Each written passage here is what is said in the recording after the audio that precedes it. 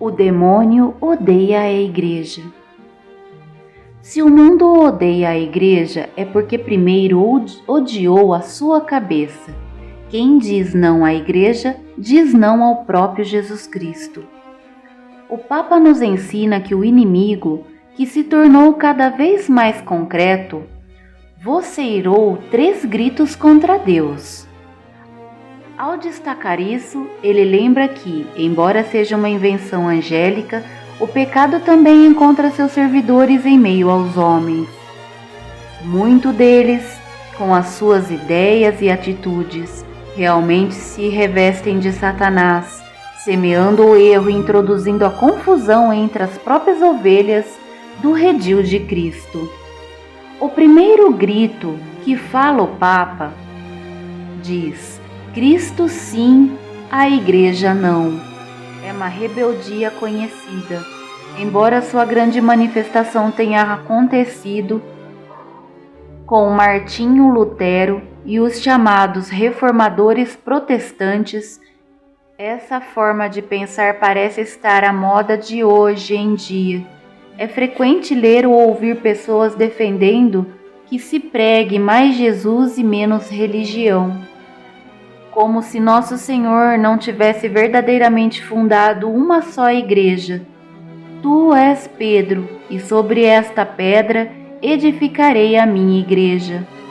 Se não se tivesse vinculado a ela como a cabeça, se vincula ao corpo humano. Cristo, Salvador do corpo, é a cabeça da igreja. O Papa recorda que não é possível amar Cristo sem a igreja, chamando tal dicotomia de absurda, como se poderia querer amar a Cristo sem amar a sua igreja, uma vez que o mais belo testemunho dado de Cristo é que São Paulo o exaurou nestes termos: Ele amou a igreja e entregou-se a si mesmo por ela. Também o Papa Francisco, em seus discursos de meditações na casa de Santa Marta, tem repetido este ensinamento. Ele destaca que Jesus podia distribuir as graças diretamente por si mesmo a todo o gênero humano. Ensina que ele quis, porém, comunicá-las por meio da sua igreja visível, formada por homens, e assim, enfim, de pôr em meio dela todos que fossem, em certo modo, os seus colaboradores na distribuição dos divinos frutos da redenção. E assim como o Verbo de Deus, para remir os homens com suas dores e tormentos, quis servir-se da natureza, assim de modo semelhante, no decurso dos séculos, se serve da Igreja para continuar perenemente a obra começada. O grande escândalo que as pessoas experimentam em relação à necessidade da Igreja diz respeito especialmente ao fato de que ela, ainda que indefectivelmente santa, possui em seu seio membros pecadores, que não raras vezes maculam a imagem e as ações do mundo. Sobre isso, o Papa explica: se às vezes na igreja se vê algo em que se manifesta a fraqueza humana, isso não deve atribuir-se, senão, àquela lamentável inclinação do homem para o mal.